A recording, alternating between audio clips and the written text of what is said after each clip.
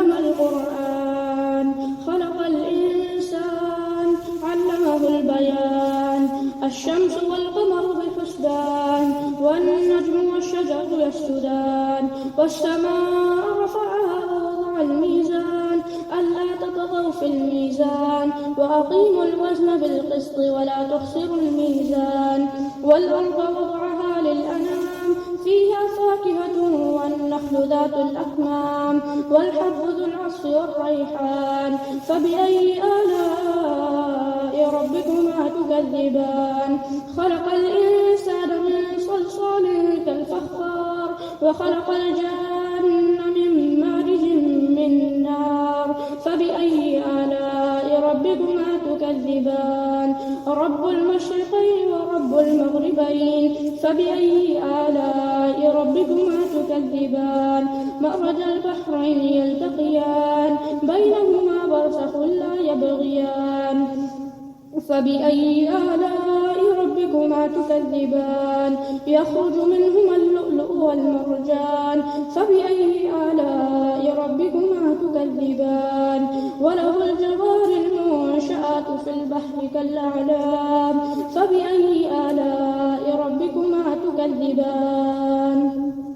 كل من عليها فان ويبقى وجه ربك ذو الجلال والإكرام فبأي آلاء ربكما تكذبان يسأله من في السماوات والأرض كل يوم هو في شأن فبأي آلاء ربكما تكذبان سنفرغ لكم أيها الثقلان فبأي آلاء ربكما تكذبان يا معشر الجن والإنس إن استطعتم أن تنفذوا من أقطار السماوات والأرض فانفذوا لا تنفذون إلا بسلطان فبأي آلاء ربكما تكذبان يرسل عليكما شواظ من نار ونحاس فلا تنتصران فبأي آلاء ربكما تكذبان فإذا انشقت السماء فكانت وردة كالدهان فبأي آلاء ربكما تكذبان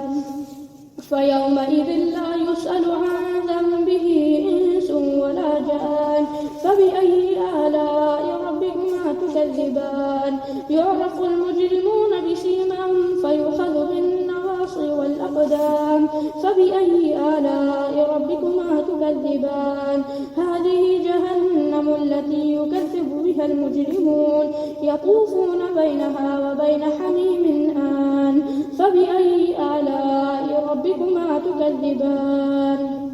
ولمن خاف مقام ربه جنتان فبأي آلاء ربكما تكذبان ذواتا أفنان فبأي آلاء ربكما تكذبان فيهما عينان تجريان فبأي آلاء ربكما تكذبان فيهما من كل فاكهة زوجان فبأي آلاء ربكما تكذبان متكئين على فرش بطائنها من استبرق وجنى الجنتين دان فبأي آلاء ربكما تكذبان فيهن قاصرات الطرف لم يطمثهن إنس قبلهم ولا جان فبأي آلاء ربكما تكذبان كأنهن الياقوت والمرجان فبأي آلاء ربكما تكذبان هل جزاء الإحسان إلا الإحسان فبأي آلاء ربكما تكذبان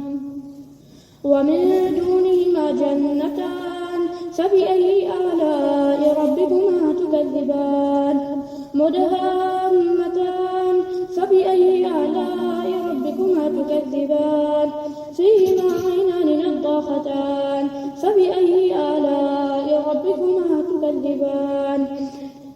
فيهما فاكهة ونخل ورمان فبأي آلاء ربكما تكذبان فيهن خيرات حسان فبأي آلاء ربكما تكذبان لم يطمثهن حور مقصورات في الخيام فبأي آلاء ربكما تكذبان لم يطمثهن إنس قبلهم ولا جان فبأي آلاء ربكما تكذبان تكذبان متكئين على رفرف خضر وعبقري حسان فبأي آلاء ربكما تكذبان تبارك اسم ربك ذي الجلال والإكرام.